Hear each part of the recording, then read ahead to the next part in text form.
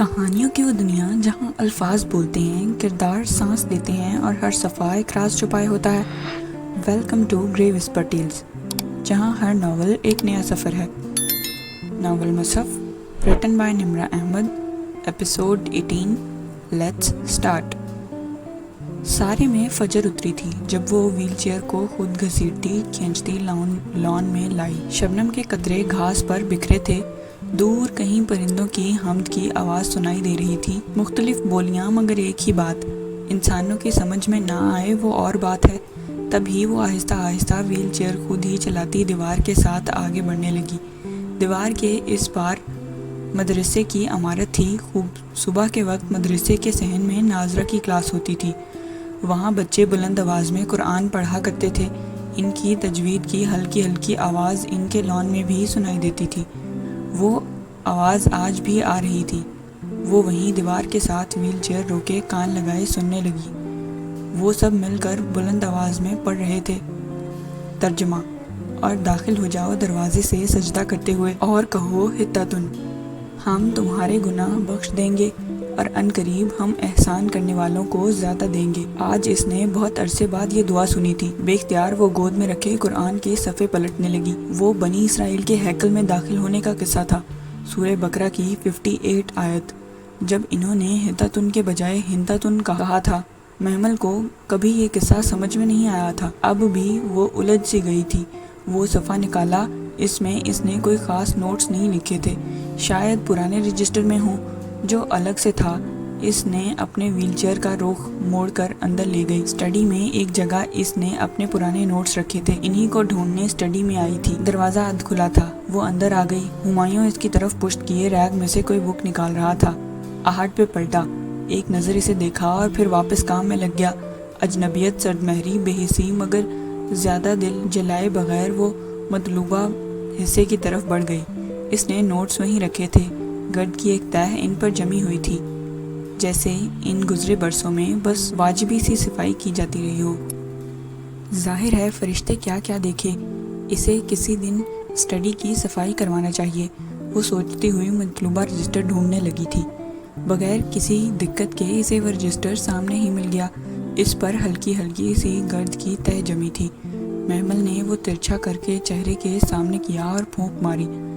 گرد اڑ کر دور بکھر گئی۔ میں تمہیں چھوڑنا چاہتا ہوں، ہمایوں بغیر کسی تمہید کے کھڑے کھڑے کتاب کے صفحے الٹ پلٹ کرتے بولا تھا۔ لمحے بھر کو محمل کو لگا وہ دھول مٹی ارد گرد اڑ کر چھانے لگی ہے۔ اس نے بامشکل رخ موڑ کر اسے دیکھا۔ وہ بے نیاز سا کتاب کے ورق پلٹ رہا تھا۔ میرا مطلب مکمل علیحدگی سے ہے۔ میں اب یہ رشتہ مزید نہیں نبھانا چاہتا، سو مجھے اپنے پیروں کی زنجیر کھولنے دو۔ سنی ہم دونوں کا بیٹا ہے اور 7 سال کا ہو چکا ہے۔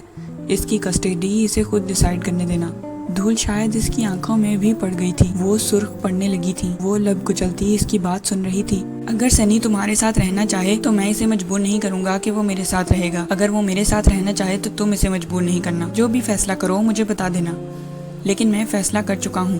اس نے کتاب ریک میں رکھی اور لمبے لمبے ڈھاک بھرتا باہر نکل گیا تھا۔ وہ شدید صدمے کے زیر اثر پتھر بنی وہیں بیٹھی رہ گئی۔ کیا ہمایوں اس طرح اسے اپنی زندگی سے دور کر سکتا ہے؟ اگر کرتا ہے تو کرنے دو، میں مر نہیں جاؤں گی اس کے بغیر۔ ایک دم اس نے سر جھٹکا۔ آنکھ آنسو بہاتی ہے اور دل غمگین ہوتا ہے، مگر ہم زبان سے وہی کچھ کہیں گے جس پر ہمارا رب راضی ہو۔ بے اختیار ہی مدھم آواز اس کی سماعت سے ٹکرائی تھی۔ اس کے دل کو جیسے قرار سا آ گیا۔ اس نے رجسٹر کھولا۔ نوٹس میں اس واقعے کے متعلق بس اتنا لکھا تھا کہ ہیکل میں داخلے سے قبل جب بنی اسرائیل کو کہا گیا کہ سواریوں پہ جھکتے ہوئے عاجزی سے حطۃ یعنی بخشش کہتے ہوئے داخل ہو تو تمسخر اڑاتے ہوئے زبانیں مروڑ کر حنطۃ حنطۃ کہتے ہوئے دروازے میں داخل۔ آگے لکھا تھا حنطۃ کا مطلب ہوتا ہے گن۔ اس سے آگے صفحہ ختم تھا۔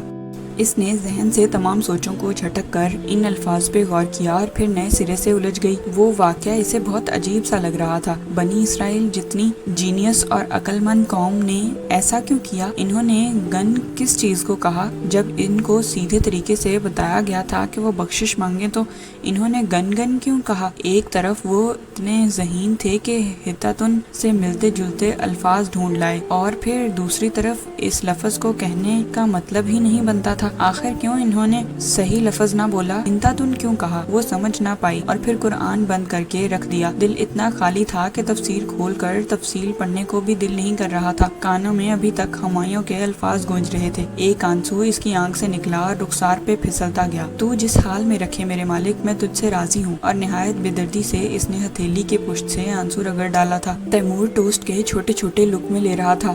ڈائننگ ٹیبل پہ اس کے علاوہ اور کوئی نہ تھا۔ وہ اپنی ویل چیئر گھسیٹتی ڈائننگ ہال میں داخل ہوئی۔ وہ آہٹ پہ چونکا، لقمہ توڑتے چھوٹے چھوٹے ہاتھ رکے اور سر اٹھایا۔ محمل کو آتے دیکھ کر اس کے ماتھے پر بل پڑ گئے۔ اس نے تو ٹوسٹ کا بچا ہوا ٹکڑا زور سے واپس پلیٹ میں پھینکا اور کرسی پیچھے کو دھکیلی۔ بیٹھو تیمور، مجھے تم سے بات کرنا ہے۔ I don't want to talk you۔ میں آپ سے بات نہیں کرنا چاہتا۔ وہ کرسی دھکیل کر اٹھ کھڑا ہوا تھا۔ مگر مجھے کرنی ہے، اور یہ تمہارے ڈیڈ کا میسج ہے، میرا نہیں۔ What؟ وہ لمحے بھر کو رکا، ماتھے پہ بل اور بھویں تنی ہوئی تھیں۔ شاید میں اس گھر سے چلی جاؤں، شاید اب ہم ساتھ نہ رہیں، میں اور تمہارے daddy. I don't care۔ Timur, تم کس کے ساتھ رہنا چاہو گے، میرے ساتھ یا ڈیڈی کے ساتھ؟ وہ جانتی تھی کہ تیمور کا جواب کم از کم اس کے حق میں نہیں ہوگا، پھر بھی پوچھ لیا، کسی کے ساتھ بھی نہیں۔ اس نے بیزاری سے شانے اچکائے تھے۔ مگر بیٹا، آپ کو کسی کے ساتھ تو رہنا ہوگا۔ میں آپ کا نوکر ہوں جو کسی کے ساتھ رہوں؟ Just leave me alone۔ وہ ایک دم زور سے چیخا تھا اور پھر کرسی کو ٹھوکر مارتا اندر چلا گیا۔ وہ تعصب سے اسے دور جاتے دیکھتی رہی۔ وہ تلخ لہجہ، یہ بدمزاجی، یہ اندر بھرا زہر، یہ کس نے تیمور کے اندر ڈالا؟ اور اس سے پہلے کہ وہ اس کے باپ کو مرد الزام ٹھہراتی، یہ ایک منظر سا اس کی نگاہوں کے سامنے بننے لگا۔ جینز کرتے میں ملبوس اونچی پونی ٹیل والی ایک لڑکی چہرے پہ ڈھیروں بیزاری لی سجائے چلی آ رہی تھی۔ میں آپ کے باپ کی نوکر ہوں جو یہ کروں؟ اس کے مخاطب بہت سے چہرے تھے، کبھی تائی مہتاب، کبھی مسرت، کبھی کزنز، تو کبھی کوئی چچا۔ اسے وہ منہ پھٹ بدتمیز اور تلخ لڑکی یاد آئی اور اس کا رواں رواں کانپ اٹھا۔ ہاں، جو اپنے بڑوں کے ساتھ جیسا کرتے ہیں، اس کے چھوٹے بھی اس کے ساتھ ویسا ہی کرتے ہیں۔ کوئی اس کے اندر بولا تھا، راستہ ایک ہی ہے، اس پہ انسان ایک وقت تک چلتا ہے اور پھر آ کر واپس اپنے قدموں کے نشان پہ لوٹتا ہے۔ جو ببول اگا کر جاتے ہیں، ان کو لہو لہان کرنے والے کانٹے ہی ملتے ہیں، اور جنہوں نے پھول بکھیرے ہوں، ان کا انتظار گلستان کر رہے ہوتے ہیں۔ محمل، کسی نے پکارا تو وہ خیالوں سے جاگی اور پھر سختی سے اپنی آنکھیں رگڑی۔ کیا میں نے ٹھیک سنا؟ فرشتے جیسے بے یقین سی اس کے سامنے آئی۔ کیا؟ اس نے خود کو سنبھالتے ہوئے سر اٹھایا۔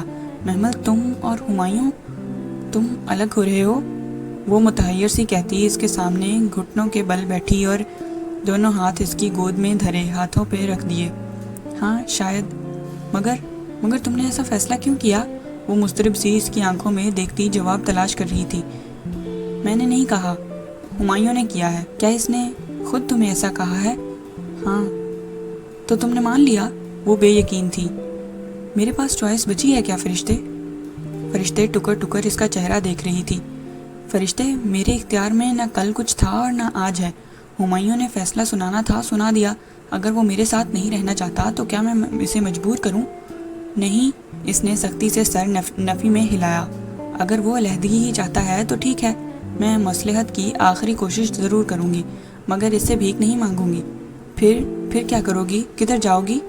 فرشتے، میں ہمایوں کی محتاج نہیں ہوں۔ اللہ کی دنیا بہت بڑی ہے، میں اپنے بیٹے کو لے کر کہیں بھی چلی جاؤں گی۔ تم اس کے بغیر رہ لوگی؟ کیا وہ میرے بغیر نہیں رہ رہا؟ وہ پھیکا سا مسکرائی۔ مگر کیا تم خوش رہو گی؟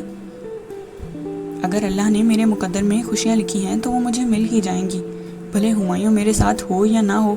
فرشتے تعصب سے اسے دیکھتی رہی۔ آئی ایم ویری سوری محمل، اگر تم کہو تو میں اس سے فیصلہ بدلنے کو نہیں۔ اس نے تیزی سے اس کی بات کاٹی۔ آپ اس معاملے میں نہیں بولیے گا، مگر ایک بار مصلحت کی ایک کوشش تو۔ پلیز فرشتے، مجھے بھکاری مت بنائیے۔ اس نے کچھ ایسی بے بسی سے کہا کہ فرشتے لب گاڑتی رہ گئی۔ مگر وہ ایسا کیوں کر رہا ہے؟ کیا اس نے تمہیں وجہ بتائی؟ کیا میں نہیں جانتی ہوں؟ اس نے تلخی سے سر جھٹکا۔ وہ ایک معذور عورت کے ساتھ کب تک رہے گا؟ کب تک میری خدمت کرے؟ اور میری بیماری سے اکتا گیا ہے وہ، میں جانتی ہوں۔ کیا یہی واحد وجہ ہے؟ اس کے علاوہ اور کیا ہو سکتی ہے؟ واللہ عالم۔ خیر، جو بھی کرنا سوچ سمجھ کر کرنا۔ اگر تم نے فیصلہ کر ہی لیا ہے تو اس پہ اپنے دل کو بھی راضی کر لینا۔ Love you sister. اس نے اپنے ہاتھ محمل کے ہاتھوں سے ہٹائے اور ہولے سے اس کا گال تھپ تھپاتی کھڑی ہو گئی۔ بس یہ یاد رکھنا کہ میں تم سے بہت پیار کرتی ہوں، اور جب تک تم ٹھیک نہیں ہو جاتی میں تمہیں چھوڑ کر کہیں نہیں جاؤں گی، اوکے؟ محمل نے نم آنکھوں سے مسکراتے ہوئے اس بات میں سر ہلا دیا۔ جب سے ہمایوں نے علیحدگی کی بات کی تھی، فرشتے کے سامنے وہ لاکھ خود کو صابر شاکر ظاہر کرتی، مگر اندر سے وہ مسلسل ٹوٹ پھوٹ کا شکار تھی۔ اس کی یادداشت میں ہمایوں کے ساتھ بیتا ایک ہی سال تھا، باقی کے ماہ و سال ذہن کے پردے سے اترے بغیر ہی سرک گئے تھے، اور وہ ایک سال جو اس نے اس گھر میں محبتوں اور چاہتوں کے بیچ گزارا تھا، جب وہ دونوں گھنٹوں باتوں کرتے تھے، اور کینڈل لائٹ ڈنرز، وہ لانگ ڈرائیوز، اور روز ہمایوں کے لیے تیار ہونا، وہ ٹیرس پہ جا کر رات کو باتیں کرنا، اور وہ ایک ساتھ کی گئی شاپنگز، ہر شے اس کی یادداشت سے فلم کی طرح گزرتی تھی، اور ہر یاد اس کے دل پہ مزید آنسو گرا جاتی تھی۔ اور اگر تیمور بھی اس کے ساتھ نہ رہا تب وہ کیا کرے گی؟ کدھر جائے گی؟ اگر ہمایوں نے اسے گھر سے نکال دیا تو وہ کہاں رہے گی؟ کیا اپنے چچاؤں کے پاس؟ کیا وہ اسے رکھیں گے فرشتے کے ساتھ؟ مگر فرشتے تو خود تنہا تھی، ہمایوں کے گھر میں مہمان تھی، پھر وہ کیا کرے گی؟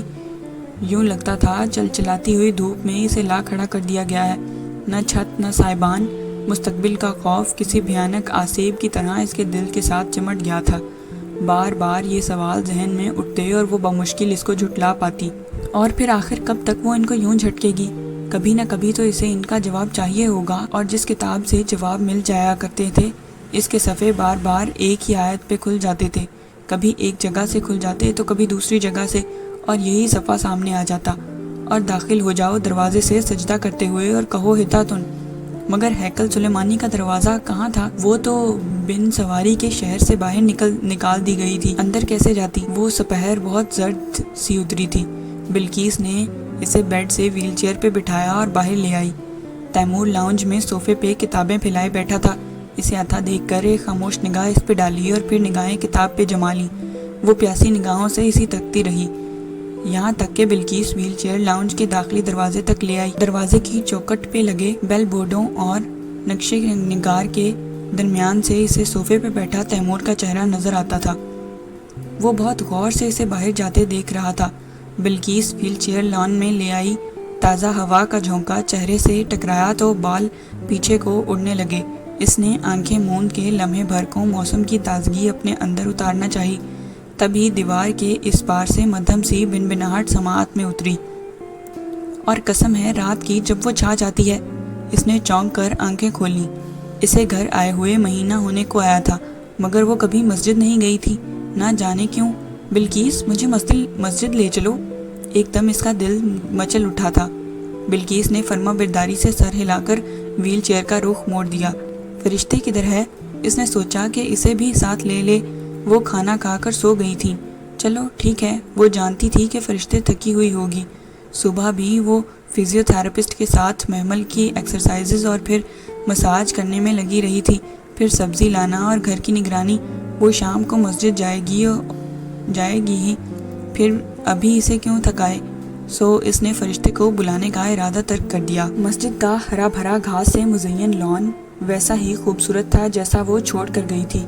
سفید ستونوں پہ کھڑی عالیشان اونچی عمارت، چمکتے سنگ مرمر کے برآمدے، کونوں میں رکھے سبز لہکتے گملے، شور مچاتی دنیا سے دور، ہنگامے سے پاک ٹھہرا ہوا کونا کونا سکون میں ڈوبا ہوا ماحول۔ مسجد کے اندر کوئی اور ہی دنیا تھی، ٹھنڈی تازگی بھری باوقار سی دنیا۔ اس کے در و دیوار سے سکون ٹپکتا تھا، وہ جیسے بچوں کی طرح کھل اٹھی تھی۔ آنکھوں میں چمک آ گئی اور بے اختیار گردن ادھر ادھر گھماتی وہ ہر شے دیکھ لینا چاہتی تھی۔ بلقیس آہستہ آہستہ ویل چیئر کو آگے بڑھا رہی تھی۔ برآمدے میں سنگ مرمر کی چمکتی سیڑھیاں تھیں، ان پہ مسلسل لڑکیاں اوپر نیچے جا رہی تھیں۔ سفید یونیفارم کے اوپر لائٹ گرین سکارف پہنے وہ مسکراتی ہوئی خوشباش لڑکیاں ہاتھوں میں قرآن اور کتابیں پکڑے ہر کسی کو مسکرا کر سلام کرتی تھیں، آس پاس نظر آ رہی تھیں۔ وعلیکم السلام، وعلیکم السلام، وہ مسکرا کر ہر کسی کے سلام کا جواب دے رہی تھی۔ وہ وہاں کسی کو نہیں جانتی تھی اور کوئی اسے نہیں جانتا تھا، پھر بھی سلام کرنا اور سلام میں پہل کرنے کا حرص رکھے ہر کوئی پاس سے گزرتے ہوئے سلام کرتا، اس کا پور خوشی میں ڈوب رہا تھا۔ یہ ماحول، یہ در و دیوار، یہ تو اس کی ذات کا حصہ تھے۔ وہ کیسے اتنا عرصہ ان سے کٹی رہی؟ وہ نم آنکھوں سے مسکراتے ہوئے ویل چیئر پہ بیٹھی مسلسل سب کے سلام کا جواب دے رہی تھی۔ نہ کسی نے رک کر ترس کھا کر پوچھا کہ اسے کیا ہوا ہے، اور نہ کسی نے ترہم بھری نگاہ ڈالی۔ نہ کوئی تجسس، نہ کوریدنا۔ وہ کونے میں ویل چیئر پہ بیٹھی ساری چہل پہل دیکھ رہی تھی۔ پھر کتنی ہی دیر وہ ایسے ہی بیٹھی رہی، یہاں تک کہ بلقیس نے مرکز تک جانے کی اجازت مانگی۔ رات صاحب کے کوئی سرکاری مہمان آنے ہیں اور فرشتے بی بی نے مجھے گوشت بنوانے کو کہا تھا، میں بھول ہی گئی۔ آپ بیٹھو، میں لے کر آتی ہوں۔ نہیں، میں بھی تمہارے ساتھ جاؤں گی، آج دل کر رہا ہے کہ دنیا کو پھر سے دیکھنا ہے۔ ایک الوہی سی چمک نے محمل کے چہرے کا احاطہ کر رکھا تھا۔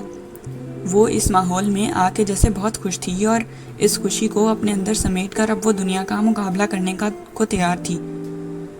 آج اسے بازار جانے سے ڈر نہیں لگ رہا تھا۔ بلقیس عادتاً چھوٹی موٹی ادھر ادھر کی باتیں کرتی اس کی ویل چیئر چلاتی مرکز تک لے آئی۔ مرکز وہاں سے بہت قریب پڑتا تھا۔ وہ گوشت بنوانے دکان میں چلی گئی جبکہ محمل باہر بیٹھی رہی۔ گاڑیاں بہت تیزی سے گزر رہی تھیں، لوگ بہت اونچا بول رہے تھے، موٹر سائیکلیں بہت شور کر رہی تھیں، روشنیاں بہت تیز تھیں۔ ذرا سی دیر میں ہی سارا سکون ہوا ہو گیا۔ اس کا دل گھبرانے لگا۔ جلدی کرو بلقیس۔ وہ لفافے تھامے دکان سے باہر آئی تو محمل سخت اکتا چکی تھی۔ بس بی بی آئی، سامنے والے پلازا میں ہوٹل ہے، تیمور بابا کے لیے پیزا لے لوں ورنہ بابا کھانا نہیں کھائے گا۔ بس بی بی 5 منٹ، وہ تیزی سے ویل چیئر دھکیلتی کہہ رہی تھی۔ محمل نے بیزاری اور بے چینی سے سڑک کو دیکھا۔ وہ فراٹے بھرتی گاڑیاں اسے بہت بری لگ رہی تھیں۔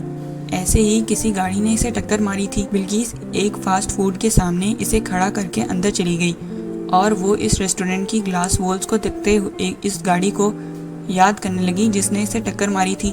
نہ جانے وہ کون تھا یا تھی، پکڑا بھی گیا یا نہیں، کیا ہمایوں نے اس پہ مقدمہ کیا ہوگا، اسے جیل بھیجا ہوگا؟ مگر یوں مقدمہ کرنے سے اس کا نقصان پورا تو نہیں ہو سکتا تھا۔ خیر جانے دو، میں نے معاف کیا سب کو۔ اس نے سر جھٹکا اور پھر بے چین اور منتظر نگاہوں سے ریسٹورنٹ کی گلاس وال کو دیکھنے لگی۔ بلقیس جانے کہاں گم ہو گئی تھی۔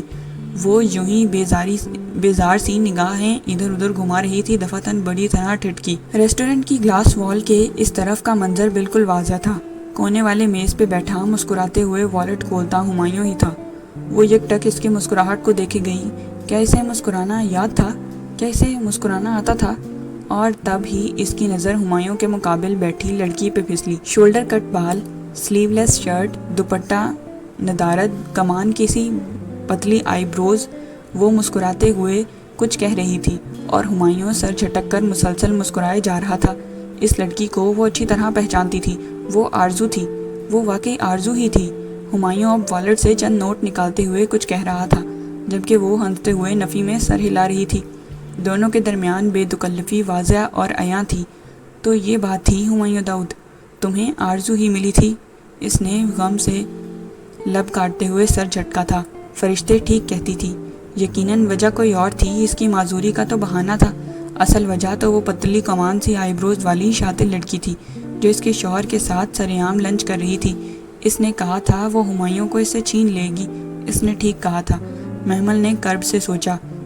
مغرب کی صدائیں بلند ہو رہی تھیں جب بلقیس اس کی ویل چیئر دھکیلتی گھر کے گیٹ میں داخل ہوئی۔ اس کے سامنے ایک ہی منظر تھا، کونے میں ٹیبل پہ بیٹھے ہنستے مسکراتے دو نفوس، ایک جانا پہچانا سا فرد اور ایک جانی پہچانی سی عورت۔ وہ اجڑی سی صورت لیے گمسم سی ویل چیئر پہ بیٹھی تھی۔ بلقیس کب اسے کمرے میں لائی اسے کچھ علم نہیں تھا۔ کسی نے اس کا شانہ ہلایا تو وہ چونکی اور پھر گردن اٹھا کر سامنے دیکھا۔ فرشتے حیران سی اس کے سامنے کھڑی تھی، زرد شلوار قمیض میں ملبوس، دوپٹہ شانوں پہ پھیلائے اس نے گیلے بورے بال سمیٹ کر دائیں شانے پہ ڈال دیے تھے، شاید ابھی وہ نہا کر آئی تھی۔ کدھر گم ہو محمل؟ کب سے تمہیں بلا رہی ہوں۔ وہ پنجوں کے بل اس کے سامنے کارپیٹ پہ بیٹھی اور اس کے دونوں ہاتھ تھام لیے، دائیں شانے پر پڑے بالوں سے پانی کے قطرے ٹپک کر اس کا دامن بھگو رہے تھے۔ آپ ٹھیک کہتی تھی فرشتے۔ وہ جیسے ہار گئی تھی۔ فرشتے کو لگا وہ رو رہی ہے مگر اس کے آنسو باہی نہیں اندر گر رہے تھے۔ میں نے آج خود ان دونوں کو دیکھا ہے۔ کن دونوں کو؟ وہ بری طرح چونکی تھی۔ ہمایوں اور آرزو کو۔ آرزو؟ اسد انکل کی بیٹی آرزو؟ ہاں وہی۔ کیا اسد چچا کی ڈیتھ ہو گئی ہے؟ تم نے انہیں کدھر دیکھا؟ وہ اس کا سوال نظر انداز کر گئی تھی۔ مرکز کے ایک ریسٹورنٹ میں، وہ دونوں لنچ کر رہے تھے یا شاید ہائی ٹی۔ فرشتے ہمایوں ہنس رہے تھے۔ میں تو سمجھی تھی وہ ہنسنا بھول گئے ہیں، مگر یہ بھی ہو سکتا ہے کہ پتہ نہیں، مگر وہ متذبذب سی کچھ کہتے کہتے رک گئی تھی۔ مجھے پتا ہے وہ آرزو کی وجہ سے میرے ساتھ یوں کر رہے ہیں۔ اس نے کہا تھا وہ ہمایوں کو مجھ سے چھین لے گی اور اس نے یہ کر دکھایا۔ کیا وہ کبھی اس گھر میں آئی ہے؟ ہاں، وہ اکثر آتی رہتی ہیں، مگر تمہارے گھر شفٹ ہو جانے کے بعد وہ کبھی نہیں آئی۔ واقعی؟ اسے حیرت بھی ہوئی اور غصہ بھی آیا۔ آخر وہ کس حیثیت سے آئی تھی اس گھر میں؟ آپ نے اسے نکالا کیوں نہیں؟ اندر کیوں آنے دیا؟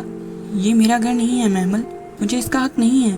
محمل چپ سی ہو گئی، اس کے پاس کہنے کو کچھ نہیں بچا تھا۔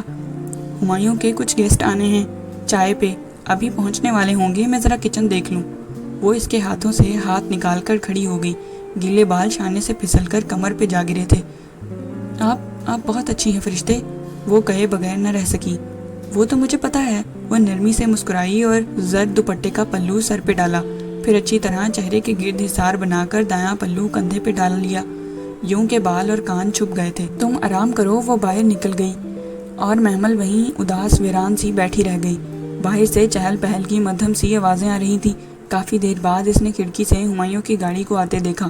اس کے ہمراہ 2-3 معزز اشخاص بھی تھے۔ ہمایوں اسی لباس میں تھا جس میں وہ شام کو آرزو کے ساتھ ریسٹورنٹ میں تھا، گویا وہ واقع وہی تھا، اس کا وہمہ نہیں تھا۔ وہ حسرت و یاس سے کھڑکی سے لگی ان کو اندر جاتا دیکھتی رہی۔ اس کے کمرے میں اندھیرا اتر آیا تھا، باہر روشنی تھی، باہر والے اسے نہیں دیکھ سکتے تھے، اور وہ باہر والا تو شاید اب کبھی اسے نہ دیکھ سکے۔ اس کے پاس اب بہتر انتخاب تھا، جوان، سٹائلش، زندگی سے بھرپور عورت۔ بے شک وہ محمل کی طرح خوبصورت نہ تھی، مگر اس کی تراش خراش کی گئی شکل اب محمل سے حسین لگتی تھی۔ کیا کبھی حالات بدلیں گے؟ کیا کبھی ہمایوں لوٹے گا؟ کیا کبھی اس کی معذوری ختم ہوگی؟ کیا کبھی تیمور اس کے پاس آئے گا؟ کیا یہ گھر اس کا رہ سکے گا؟ کیا وہ دربدر کر دی جائے گی؟ کیا وہ بے سہارا چھوڑ دی جائے گی؟ اندر کا خوف اور بے بسی آنسوں کی صورت میں آنکھوں سے نکل کر چہرے پہ لڑکنے لگی۔ مستقبل ایک بھیانک سیاہ پردے کی مانند ہر طرف چھاتا دکھائی دے رہا تھا۔ اس نے کرب سے آنکھیں مینچ لیں۔ اللہ اس چیز سے بڑا ہے جس سے میں ڈرتی اور خوف کھاتی ہوں۔ رسول اللہ صلی اللہ علیہ وآلہ وسلم کی دعا کا وہ ایک کلمہ وہ زیر لب بار بار دہرا رہی تھی، یہاں تک کہ اندر کا کرب قدرے کم ہوا اور ذرا سکون آیا تو اس نے دعا کے لیے ہاتھ اٹھائے۔ اگر ان لوگوں نے مجھے چھوڑ ہی دینا ہے، نکال ہی دینا ہے، تو مجھے کسی بے قدرے کے حوالے مت کرنا۔ میرے مالک، کوئی امید کا سرا دکھا دے، کوئی روشنی دکھا دے۔ وہ بنا لب ہلائے دعا کے لیے اٹھے ہاتھوں کو دیکھ رہی تھی۔ آنکھوں سے آنسو اسی طرح بہہ رہے تھے۔ پھر جب بہت رو چکی تو چہرہ پونچھا اور سائڈ ٹیبل پہ رکھا اپنا سفید کور والا قرآن اٹھایا۔ اس کے فرنٹ کور پہ مٹا مٹا سا میم اسی طرح لکھا تھا۔ اسے یاد نہیں تھا اس نے آخری بار تلاوت کدھر چھوڑی تھی، پتہ تھا نشان کہیں لگایا تھا یا نہیں، بس جہاں سے صفحہ کھلا اس نے پڑھنا شروع کر دیا۔ لاشعوری طور پر وہ اللہ تعالیٰ سے رہنمائی چاہتی تھی، اور کس کی بات اس شخص کی بات سے زیادہ اچھی ہو سکتی ہے جو اللہ کی طرف بلائے اور اچھے عمل کرے اور کہے بے شک میں مسلمانوں میں سے ہوں۔ اس نے اگلی آیت پڑھی، اور بھلائی اور برائی برابر نہیں ہو سکتی، سو برائی کو اس طریقے سے دور کرو جو تم بہتر ہو۔ پھر دفعتاً وہ شخص جس کے اور تمہارے درمیان عداوت ہے یوں ہو جائے گا گویا کہ تمہارا حمیم گہرا جانسار دوست ہو۔ اس نے اچنبھے سے اس آیت کو دیکھا۔ کیا اب بھی کوئی امید تھی کہ وہ شخص اس کا حمیم گہرا جانسار دوست بن سکتا تھا؟ اب تو کچھ باقی نہیں رہا تھا، سب ختم ہو گیا تھا۔ اس نے اس آیت کو دوبارہ پڑھا، بہت ہی عجیب ماجرا تھا۔ آج وہ اپنے شوہر کو کسی دوسری عورت کے ساتھ خوش گپیاں کرتے ہوئے دیکھ آئی تھی، اپنے اس شوہر کو جو اس سے علیحدگی کا کہہ چکا تھا۔ اس کا اپنا بچہ اس سے اکتایا ہوا تھا، اس سے نفرت کرتا تھا۔ اس کی بے انتہا پر امید رہنے والی بہن بھی آج خاموش تھی۔ آج اس نے بھی امید نہیں دلائی تھی کہ ہمایوں کا رویہ سب کے سامنے تھا۔ اس نے پھر پڑھا، پھر دفعتاً وہ شخص جس کے اور تمہارے درمیان عداوت ہے یوں ہو جائے گا گویا تمہارا حمیم ہو، اور اس کو ان لوگوں کے سوا کوئی نہیں حاصل کر سکتا جو بہت صبر کرتے ہیں، اور اس کو ان کے علاوہ کوئی نہیں حاصل کر سکتا جو بڑی قسمت والے ہوتے ہیں۔ میں اتنی صبر کرنے والی اور قسمت والی کہاں ہوں اللہ تعالیٰ؟ اس نے پاس سے سوچا تھا، کیا واقعی کبھی بھی ان عداوتوں کو پگھلا نہیں سکے گی؟ کیا اسے مایوس ہو جانا چاہیے؟ باہر سے چہل پہل کی آوازیں بدستور آ رہی تھیں۔ محمل کے کمرے کے سامنے ہی ڈائننگ ہال اور ڈرائنگ روم تھا۔ اس نے قرآن بند کر کے شیلف پہ رکھا اور ویل چیئر کو گھسیٹتی ہوئی کھڑکی کے پاس لے آئی۔ قداور کھڑکی کے شفاف شیشوں سے اس بار ڈوبتی شام کا منظر نمایاں تھا۔ دور اوپر کہیں آدھا چاند بادلوں سے جھانک رہا تھا، یہاں تک کہ شام ڈوب گئی اور چاندنی سے کھڑکی کے شیشے روشن ہو گئے۔ وہ اسی طرح اس اندھیرے میں ڈوبے کمرے میں بیٹھی رہی، گردن اٹھائے چاند کو دیکھ رہی تھی۔ دفعتاً دور کرو اسے اس طریقے سے جو بہترین ہو، جو بہترین ہو، جو بہترین ہو، ایک آواز بار بار اس کی سماعت میں گونج رہی تھی۔ وہ چپ چاپ چاند کو دیکھتی کچھ سوچے گئی۔ اس نے دیوار پہ آویزاں گھڑی پہ نگاہ دوڑائی۔ 1 بجنے میں ابھی چند منٹ تھے اور ہمایوں 1:30 بجے تک گھر آ جاتا تھا۔ وہ ویل چیئر گھسیٹتی سنگھار میز کے سامنے لے آئی اور قداور آئینے میں اپنا عکس دیکھا۔ ویل چیئر پہ بیٹھی ایک کمزور سی لڑکی جس کے گھٹنوں پہ چادر پڑی تھی اور گیلے بال شانوں پہ بکھرے تھے۔ چہرے کی سفید رنگت میں زردی سی گھلی تھی اور بھوری آنکھوں تلے ہلکے تھے۔ اس نے ہیئر برش اٹھایا اور آہستہ آہستہ بالوں میں اوپر سے نیچے کنگھی کرنے لگی۔ گیلے بالوں سے موتیوں کی طرح ٹپکتے قطرے اس کی سرخ قمیض کو بھگو رہے تھے۔ یہ خوبصورت جوڑا فرشتے نے اس کے لیے بنوایا تھا اور آج بہت شوق سے اس نے پہنا تھا۔ بال سلجھ گئے تو اس چہرے پہ ہلکا سا فاؤنڈیشن لگایا، پھر گلابی سا بلش آن بکھیرا، آنکھوں میں گہرا کاجل اور اوپر لائٹ پنک آئی شیڈو، پھر پنک اور ریڈ لپسٹک ملا کر لبوں پہ لگائی، یوں کہ اوور بھی نہ لگے اور بہت پھیکی سی بھی نہیں۔ بال ذرا ذرا سوکھنے لگے تھے۔ اس نے ان کو برش سے سمیٹا، پھر دونوں ہاتھوں میں پکڑے اونچا کیا اور پونی میں باندھا، یوں کہ اونچی پونی ٹیل اس کی گردن پہ جھولنے لگی۔ محمل کی یادگار پونی ٹیل۔ وہ اسے دیکھ کر اداسی سے مسکرائی تھی۔ پھر ڈریسنگ ٹیبل پہ رکھا جیولری باکس کھولا اور لٹکتے سرخ یاقوت کا سونے کا سیٹ نکالا، کانوں میں آویزے پہنے اور گردن میں نازک سا نیکلس۔ اب اپنا عکس دیکھا تو خوشگوار سی حیرت ہوئی۔ وہ واقعی بہت اچھی لگ رہی تھی، تر و تازہ اور خوبصورت۔ جیولری باکس کے ساتھ ہی اس کی کانچ کی سرخ چوڑیاں پڑی تھیں۔ وہ ایک ایک چوڑی اٹھا کر کلائی میں ڈالتی گئی، یہاں تک کہ دونوں کلائیاں بھر گئیں۔ اور جب اس نے سرخ بڑے سے یاقوت کی انگوٹھی اٹھائی تو اسے پہنتے ہوئے چوڑیاں بار بار کھنک اٹھتیں۔ 1:30 بجنے والا تھا۔ اس نے ایک نظر گھڑی کو دیکھا اور پھر پرفیوم سپرے کر کے خود کو باہر نکال لائی۔ ہمایوں ابھی تک نہیں آیا تھا۔ وہ بے چین سی لاؤنج میں بیٹھی تھی، کبھی آویزے درست کرتی، کبھی چوڑیاں ٹھیک کرتی اور بار بار دروازے کو دیکھتی۔ 2 بجنے والے تھے۔ اب اس نے گاڑی کی آواز سنی۔ ایک دم ہی اس کا دل زور زور سے دھڑکنے لگا تھا۔ ایک ہی طریقہ اسے بہتر لگا تھا، سو اس نے اسی کو اپنایا تھا۔ قدموں کی آواز اس کے قریب ہوتی سنائی دی۔ وہ خواہ گود میں دھرے ہاتھوں کو دیکھنے لگی تھی۔ وہ نروس ہو رہی تھی اور وہ جانتی تھی۔ دروازہ کھلا اور اسے ہمایوں کے بھاری بوٹوں کی چاپ سنائی دی، مگر نہیں، ساتھ میں نازک ہیل کی ٹک ٹک بھی تھی۔ اس نے حیرت سے سر اٹھایا اور اگلے ہی پل زور کا جھٹکا لگا۔ ہمایوں اور آرزو آگے پیچھے اندر داخل ہوئے تھے۔ وہ یونیفارم میں ملبوس تھا، ہاتھوں میں ایک خاکی لفافہ تھا اور وہ آرزو سے بغیر کچھ سنے چلا آ رہا تھا۔ وہ اس کے ہم قدم مسرور سی چل رہی تھی۔ وائٹ ٹراؤزر پہ پنک گھٹنوں تک آتی شرٹ اور دوپٹہ ناپید، کمان پتلی آئی بروز اور تیکھی نگاہیں۔ اسے سامنے بیٹھے گردن اٹھائے خود کو دیکھتے، اس طرح ان دونوں کے قدم ذرا سست پڑ گئے۔ چند لمحے وہ شدید صدمے کی حالت میں رہی تھی، مگر پھر سنبھل گئی۔ بظاہر سکون سے ان دونوں کو آتے دیکھا اور اسی سکون سے سلام کیا۔ السلام علیکم۔ وعلیکم السلام۔ ہمایوں نے جواب دے کر ایک نظر آرزو کو دیکھا جو سینے پہ بازو باندھے تیکھی نگاہوں سے محمل کو دیکھ رہی تھی۔ اس کی نگاہوں میں واضح استحضاء تھی۔ میں آپ کا انتظار کر رہی تھی ہمایوں، مجھے آپ سے بات کرنی ہے۔ وہ آرزو کو یکسر نظر انداز کیے سپاٹ لہجے میں ہمایوں سے مخاطب ہوئی تھی۔ مجھے بھی تم سے بات کرنی ہے، وہ سنجیدگی سے کہتا اس کے سامنے والے صوفے پہ بیٹھا۔ خاکی لفافہ ابھی تک اس کے ہاتھ میں تھا۔ ٹھیک ہے، آپ بتائیں۔ وہ دونوں آمنے سامنے بیٹھے تھے اور آرزو اسی طرح سینے پہ بازو لپیٹے کھڑی تھی۔ چند لمحے خاموشی حائل رہی۔ ہمایوں ہاتھ میں پکڑے لفافے کو دیکھتا رہا۔ جیسے کچھ کہنے کے لیے الفاظ تلاش کر رہا ہو۔ اس نے سر اٹھایا اور انہی سنجیدہ نگاہوں سے محمل کا چہرہ دیکھا۔ میں شادی کر رہا ہوں۔ ایک لمحے کو سکوت چھا گیا، مگر نہ آسمان گرا، نہ زمین پھٹی اور نہ ہی کوئی طوفان آیا۔ اس نے بہت صبر سے اس کی بات سنی اور پھر سوالیہ آئی برو اٹھائے۔ تو یہ کہ ہم دونوں کو الگ ہو جانا چاہیے۔ یہ لو۔ اس نے خاکی لفافہ محمل کی طرف بڑھایا، جسے اس نے دائیں ہاتھ میں بڑھا کر تھام لیا۔ دونوں لمحے بھر کو رکے، دونوں اسی وقت خاکی لفافہ تھام رکھا تھا، مگر وہ بس ایک لمحے کا فسون تھا۔ پھر ہمایوں نے ہاتھ کھینچ لیا اور محمل نے صفاقی سے لفافہ چاک کیا۔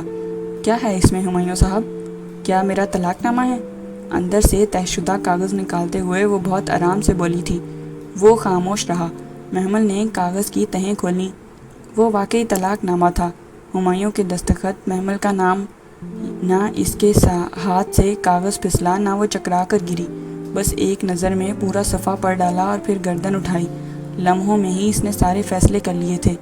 اس پہلی طلاق کا شکریہ ہمایوں داؤد۔ جس عالم نے آپ کو یہ بتایا کہ 3 طلاقیں اکٹھی دینا ایک قبیح عمل ہے، سو طلاق ایک ہی دینا بہتر ہے، تو اس نے یقیناً یہ بھی بتایا ہوگا کہ اب عدت کے 3 ماہ میں اسی گھر میں گزاروں گی۔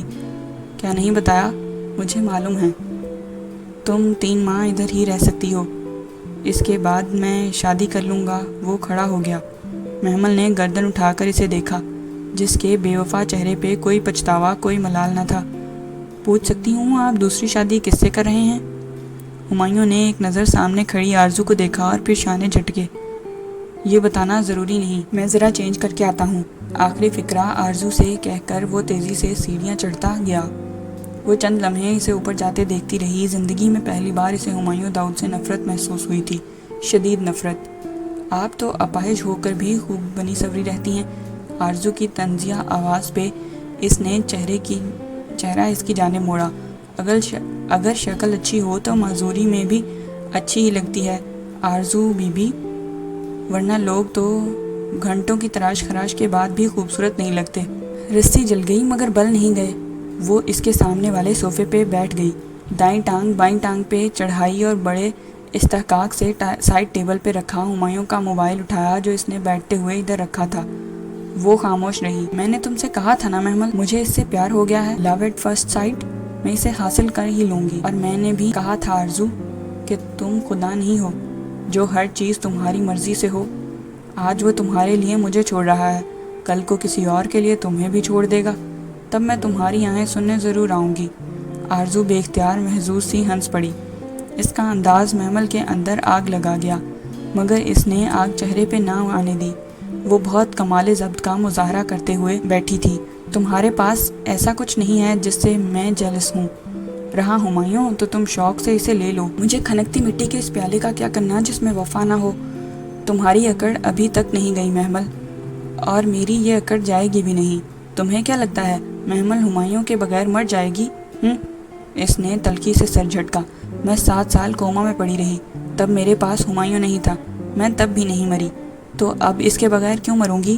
خیر، اگر تم نے بیٹھنا ہے تو بیٹھو، کھانے پینے آئی ہو تو سامنے کچن ہے، ویسے بھی دوسروں کا مال کھانے کی تمہاری خاندانی عادت ہے، اور ہمایوں کی خیرات کرنے کی، جو کھانا ہو کھا لینا، ٹیک کیئر۔ اس نے دانستہ السلام علیکم کہنے سے اعتراض برتا تھا۔ کم از کم اس وقت وہ آرزو پہ سلامتی نہیں بھیج سکتی تھی، اور ویل چیئر کا رخ اپنے کمرے کی طرف موڑ دیا۔ طے شدہ کاغذ ادکھلا اس کی گود میں رکھا تھا۔ اسے آرزو کے بڑبڑانے، اٹھنے اور سیڑھیاں چڑھنے کی آواز سنائی دی۔ اس کا گھر تاش کے پتوں کی طرح بکھر چکا تھا۔ اب کچھ باقی نہیں رہا تھا۔ کمرے میں آ کر اس نے دروازہ بند کر دیا، لاک نہیں لگایا۔ اب کسی کو ادھر آنا تھا کیا؟ سب کچھ بکھر گیا تھا۔ وہ ویل چیئر کے پہیوں کو دونوں ہاتھوں سے گھسیٹتی سنگھار میز کے سامنے لائی۔ کمرے کی بتی بجھی تھی، کھڑکی کے آگے پردہ گرا تھا، کہیں درزوں سے زرد سی روشنی جھانک رہی تھی جس سے کمرے میں نیم اندھیرا سا تھا۔ وہ اس نیم تاریک ماحول میں اپنا عکس آئینے میں دیکھے گئی۔ ہر شے اجڑ گئی تھی، سب ختم ہو گیا تھا، راکھ کا ڈھیر لگا تھا اور اس میں کوئی چنگاری نہیں بچی تھی۔ اپنے عکس کو دیکھتے اس کا دل چاہا وہ کانوں سے اویزے نوچ پھینکے، نازک سا ہار اتار کر دیوار پہ مارے، چوڑیاں توڑ دے، زور زور سے چلائے، دھاڑیں مار مار کر روئے۔ اس نے ہاتھ آویزوں کی طرف بڑھایا ہی تھا کہ دفعتاً نیم تاریک کمرے میں ایک مدھم سی آواز بھری آنکھ آنسو بہاتی ہے اور دل غمگین ہوتا ہے، مگر زبان سے وہی کہیں گے جس پہ ہمارا رب راضی ہو۔ آویزے کو پکڑے اس کا ہاتھ بے دم سا گر گیا۔ رسول اللہ صلی اللہ علیہ وآلہ وسلم نے کہا تھا، صبر صدمے کی پہلی چوٹ پہ ہوتا ہے، اور انہوں نے یہ بھی کہا تھا کہ جو شخص گریبان چاک اور رخساروں پہ تمانچے مارے اور جاہلیت کی طرح بین نوح کرے وہ ہم میں سے نہیں ہے۔ اس نے سر ویل چیئر کی پشت پہ ٹکا دیا اور آنکھیں موند لیں۔ قطرہ قطرہ آنسو بند آنکھوں سے ٹپکنے لگے۔ وہ بے آواز روتی ہی رہی، بلکتی رہی، اندھیرے کمرے میں بیٹھی ایک معذور کمزور لڑکی جو بے آواز روتے ہوئے بس ایک ہی لفظ دہرائے جا رہی تھی، اے کمزوروں کے رب، اے کمزوروں کے رب۔ دوپہر دم توڑ گئی، شام ڈوب گئی اور ہر سو رات چھانے لگی۔ جانے رات کا کون سا پہر تھا جب کسی نے دروازے پہ دستک دی اور پھر چرچراہٹ کی آواز کے ساتھ وہ کھلتا چلا گیا۔ اس نے گردن موڑ کر نہیں دیکھا۔ اسے اب کوئی خوش فہمی نہ تھی کہ ہمایوں کبھی اس کے پاس آئے گا۔ قدموں کی چاپ سنائی دی اور ایک ہیولا سا اس کے سامنے آ کھڑا ہوا۔ محمل، وہ فرشتے کی آواز تھی۔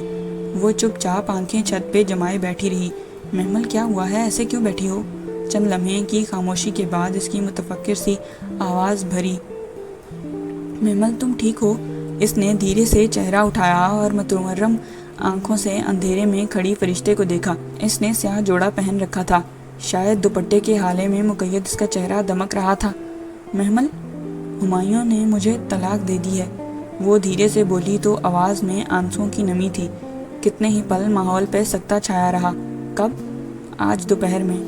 میں عدت اسی گھر میں پوری کروں گی، پھر اس کے بعد میں چلی جاؤں گی اور وہ شادی کر لے گا۔ اس نے رخ فرشتے سے موڑ لیا تھا تاکہ وہ اس کا چہرہ نہ دیکھ سکے۔ آئی ایم ویری سوری محمل، وہ معصوف سی کھڑی تھی۔ تم عدت کے بعد کہاں جاؤ گی؟ کیا تم خود کو اتنا اسٹرانگ فیل کرتی ہو کہ حالات کا مقابلہ کر لو گی؟ ہاں میں کر لوں گی، آپ جائیں، مجھے اکیلا چھوڑ دیں پلیز۔ فرشتے نے سمجھ کر سر ہلایا اور آہستہ آہستہ قدم اٹھاتی دروازے کی طرف بڑھ گئی۔ دروازے کے بند ہونے کی آواز پہ اس نے چہرہ موڑا۔ کمرہ پھر سے سنسان ہو چکا تھا، وہ جا چکی تھی۔ وہ رات بہت عجیب تھی۔ محمل نے اتنی ویران رات کبھی نہیں گزاری تھی، تب بھی نہیں جب وہ مسجد کی دیوار پھلانگ رہی تھی، تب بھی نہیں جب اس نے اس جائیداد اور گھر سے محروم کر کے نکال دیا گیا تھا، اور تب بھی نہیں جب اس کی ماں مری تھی، اور تب بھی نہیں جب وہ 7 سال بعد کوما سے جاگی تھی۔ ایسی رات پہلے کبھی نہیں آئی تھی۔ وہ ویل چیئر کی پشت سے سر ٹکائے چھت کو دیکھ رہی تھی۔ پردوں سے چھن چھن کر آتی چاندنی میں پردے یوں چمک رہے تھے جیسے چاندی کے ورق ہوں۔ زندگی ایک دم گویا ختم سی ہو گئی تھی۔ ہر طرف اندھیرا تھا، اس کے پاس آگے چلنے کو کوئی امید نہ تھی۔ ہمایوں اس کا نہیں رہا، تیمور اس کا نہیں رہا، نہ کسی رشتہ دار کا آسرا تھا، اور رہی فرشتے تو وہ اس کے جانے کے بعد مسجد میں شفٹ ہو جاتی۔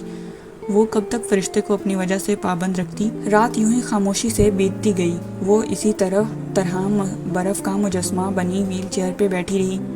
پردوں کی چمک ختم ہو گئی تھی اور کمرے میں محب گھپ اندھیرا سا چھا گیا تھا۔ اسے اس اندھیرے سے خوف آنے لگا۔ وہ آنکھیں پھاڑ پھاڑ کر اندھیرے میں دیکھنے کی سعی کرنے لگی، اور تبھی کھڑکی کے کناروں میں صبح کا زبگی نلاہٹ ابھرنے لگی۔ دور کہیں فجر کی اذانیں بلند ہو رہی تھیں۔ اس کے برف بنے وجود میں پہلی بار جنبش ہوئی۔ اس نے اپنے سن ہوتے ہوئے ہاتھ اٹھائے اور پہیوں کو آگے کی طرف گھسیٹا۔ شیلف پہ ایک طرف وضو کے پانی کا برتن رکھا تھا۔ محمل نے وضو کیا اور نماز پڑھی۔ پھر جب دعا کے لیے ہاتھ اٹھائے تو کوئی دعا ذہن میں ہی نہ آئی، بس ایک لفظ تھا، اے کمزوروں کے رب۔ لبوں پہ اترا۔ اس نے کئی بار اسے دہرایا۔ آنکھوں سے ٹپ ٹپ آنسو گرنے لگے تو اس نے آمین کہہ کر چہرے پہ ہاتھ پھیر لیا۔ کمرے میں ہلکی ہلکی نلاہٹ اترنے لگی تھی۔ وہ ویل چیئر کو شیلف کے قریب لائی جہاں ٹیپ ریکارڈر اور ساتھ کیسٹوں کا ڈبہ رکھا تھا۔ اس نے بنا دیکھے ایک کیسٹ نکالی اور لگا لی اور ٹیپ میں ڈال کر پلے کا بٹن دبایا۔ کہیں درمیان سے تلاوت شروع ہو گئی تھی، اور کس کی بات اس شخص کی بات سے زیادہ اچھی ہو سکتی ہے جو اللہ کی طرف بلائے۔ وہ حیرت سے چونکی۔ یہ آیت تو پرسوں اس نے پڑھی تھی، پھر یہی کیوں لگ گئی؟ اور بھلائی اور برائی برابر نہیں ہو سکتی؟ وہ حیران سی سن رہ گئی تھی۔ اللہ اسے یہ آیت پھر سے کیوں سنوا رہا تھا؟ یہ آیت تو گزر چکی تھی، پھر دوبارہ کیوں؟ برائی کو اس طریقے سے دور کرو جو بہتر ہو۔ قاری صاحب کی آواز پڑھتے ہوئے بھرا گئی تھی۔ وہ الجھ سی گئی۔ اللہ اسے پھر سے کیوں وہی بات بتا رہا تھا؟ وہ شخص تو اب سارے تعلق کاٹ چکا تھا، اب تو کوئی امید نہیں رہی تھی، پھر کیوں اسے برائی تو بہترین طریقے سے دور کرنے کو کہا جا رہا تھا؟ وہ میرا حمیم، میرا جانثار نہیں بن سکتا یا اللہ تعالیٰ، اس نے مجھے طلاق دے دی ہے، وہ مجھے 3 ماہ بعد گھر سے نکال دے گا، اب تو درمیان کا کوئی راستہ نہیں رہ گیا، پھر آپ کیوں مجھے عداوت کو دور کرنے کا کہہ رہے ہیں؟ وہ ایک دم رو پڑی تھی۔ پردوں کے درمیان دوسری طرف روشنی جھانکنے لگی۔ اس نے ہاتھ بڑھا کر پردے ہٹا دیے۔ باہر لان میں صبح اتر آئی تھی، گہری سیاہ رات کے بعد اترتی صبح۔ برائی کو اس طریقے سے دور کرو جو بہترین طریقہ ہو۔ گھاس پہ تیمور بیٹھا تھا، نکر شرٹ میں ملبوس، سوئی سوئی آنکھیں لیے وہ گھاس پہ بیٹھی بلی کی کمر پہ پیار سے ہاتھ پھیر رہا تھا۔ شاید اس کے ہاتھ میں کچھ تھا جو وہ بلی کو کھلانے لایا تھا۔ پھر دفعتاً وہ شخص قاری صاحب کی آواز اس کی سوچیں واپس میں گڑبڑ کرنے لگی تھی۔ تیمور اب بلی کے منہ میں روٹی کا ٹکڑا ڈالنے کی کوشش کر رہا تھا۔ وہ شخص جس کے اور تمہارے درمیان عداوت ہے، وہ الفاظ کمرے کے دیواروں میں سے ٹکرا رہے تھے۔ وہ بنا پلک جھپکے تیمور کو دیکھ رہی تھی۔ اس اترتی نیلی صبح میں اس پہ اچانک سے آشکار ہوا تھا وہ شخص ہمایوں نہیں تھا، وہ شخص تو تیمور تھا، اس کا بیٹا، اس کا خون، اس کے جسم کا ٹکڑا۔ کیا وہ اس کا حمیم، اس کا جانثار دوست بن سکتا تھا؟ کیا واقعی؟ کیا وہ ویسی قسمت والی ہے؟ کیا ایسا ممکن ہے؟ وہ ایک نئی آگاہی کے احساس کے ساتھ حیرت میں گھری بیٹھی تھی۔ اس کا بیٹا، اس کا خون، اس کے جسم کا ٹکڑا۔ تیمور اب روٹی کے چھوٹے چھوٹے ٹکڑے کر کے سامنے گھاس پہ ڈال رہا تھا۔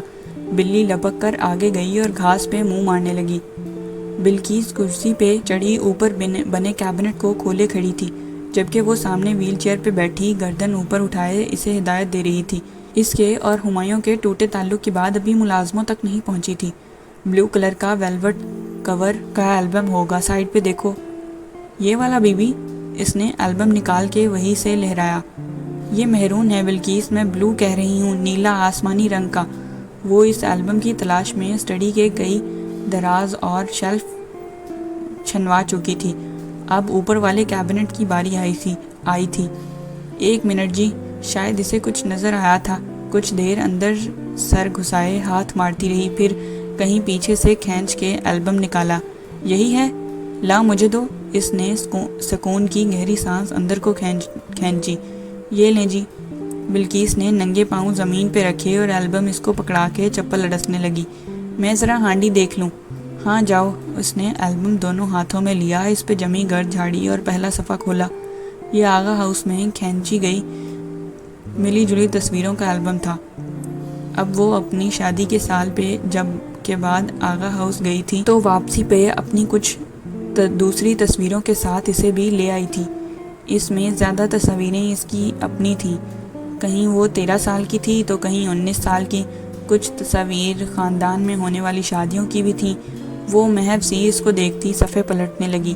معلوم نہیں یہ سب لوگ اب کدھر ہوں گے، سوائے آرزو کے کسی کا کچھ پتہ نہیں تھا، اور آرزو سے ان کا پتہ وہ کرنا نہیں چاہتی تھی۔ ویسے بھی اس روز کے بعد آرزو ادھر نہیں آئی تھی۔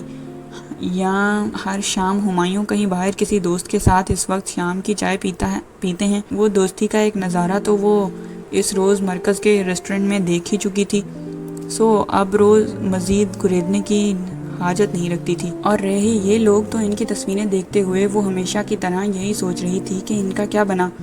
کیا وہ ابھی تک بے مہار گھوم رہے ہیں یا اللہ نے ان کی رسی کھینچی؟ ظلم اور والدین کی نافرمانی 2 ایسے گناہ ہیں جن کی سزا دنیا میں بھی لازمی ملتی ہے، تو کیا ان کو سزا ملی؟ کیا ان کو احساس ہوا؟ اور سب سے بڑھ کر کیا اس شخص کو سزا ملی جو اس وقت اس کے سامنے تصویروں میں مسکرا رہا تھا؟